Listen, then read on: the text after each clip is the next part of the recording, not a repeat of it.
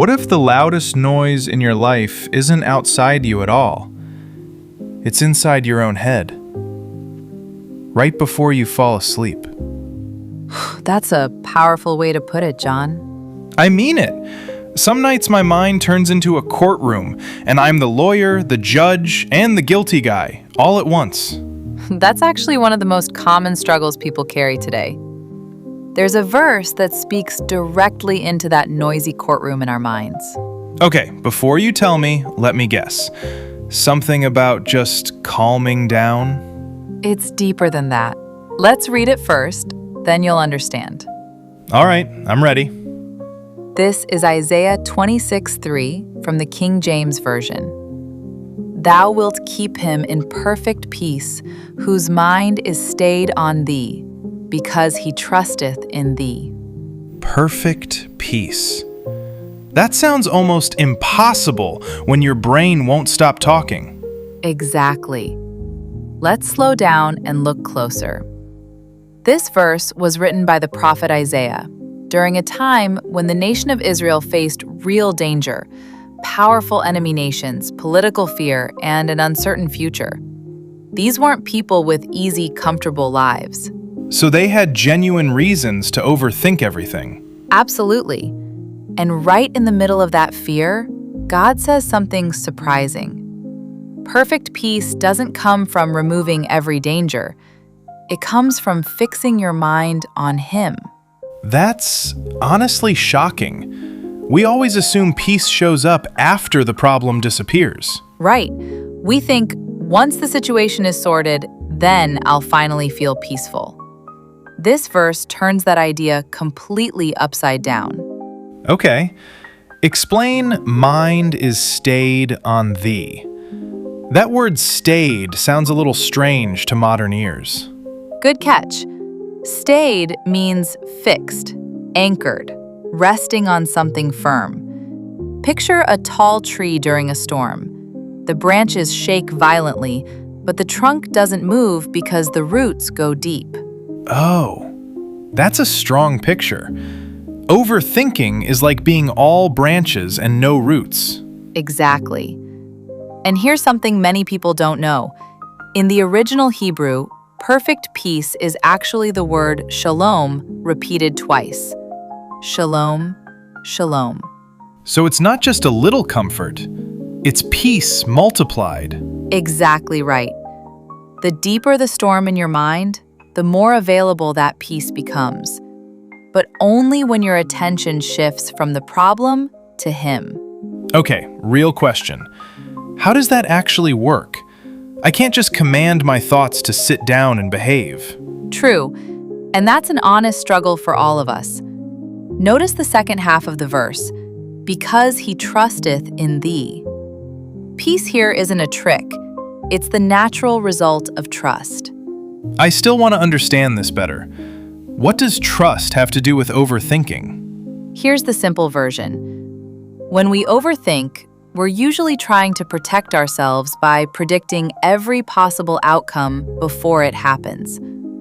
Our mind quietly believes, if I think about this enough, maybe I can control it. So overthinking is really just fear wearing a very convincing disguise. Exactly that. It feels responsible, like we're being careful, but it's really worry pretending to be preparation. Trusting God means saying, I don't have to carry the full weight of this alone in my head because He already holds the complete picture. That actually clears it up for me. Thinking itself isn't the problem. It's when thinking quietly replaces trusting. Beautifully said. And notice, the Bible never tells us to stop thinking altogether. Isaiah himself was clearly a deep thinker, a prophet who studied nations, politics, and history closely. So thinking is a gift. It's just misused sometimes. Exactly. A sharp mind is a blessing when it's used to plan and pray. It becomes a burden when it's used to control what was never meant to be controlled by us. That's a fair way to look at it.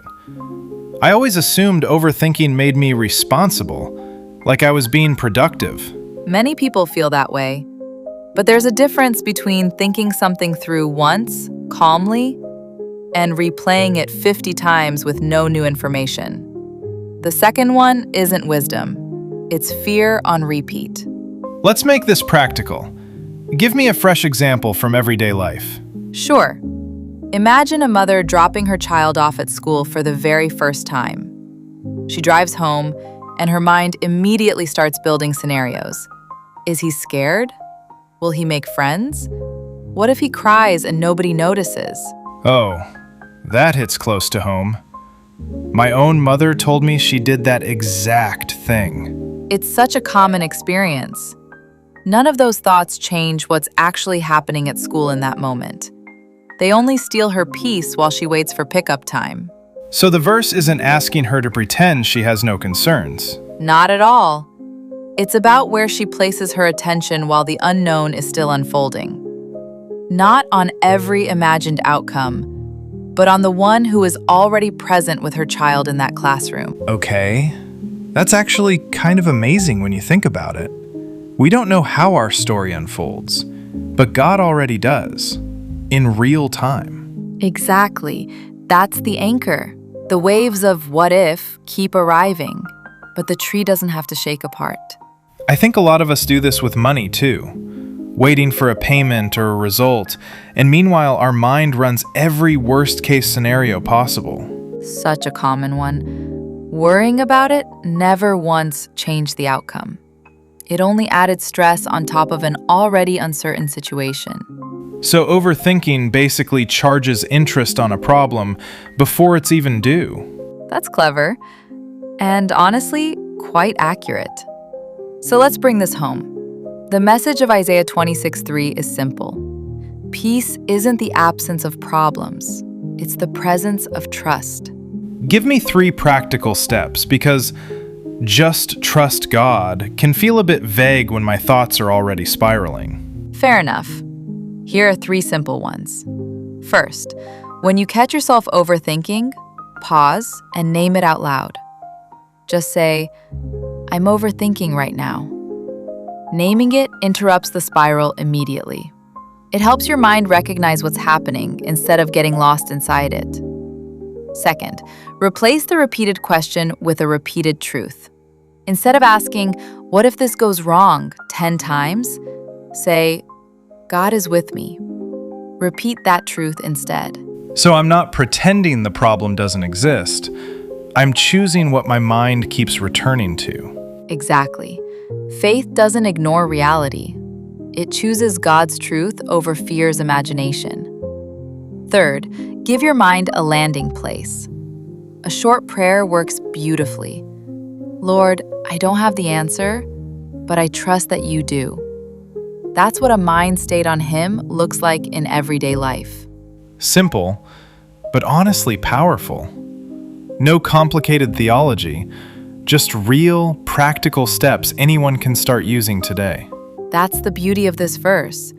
It speaks to the mother waiting at school pickup, the worker facing an uncertain decision, the student staring at an unclear future.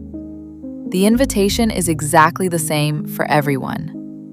Keep your mind fixed on Him, because He is already holding what you're worrying about. All right, here's a question for everyone listening right now. What's the one thought you keep replaying that you need to finally hand over to God today? We'd genuinely love to hear your answer in the comments below. In our next episode, we're exploring another powerful Bible verse about fear. One that completely changed the way I look at anxiety.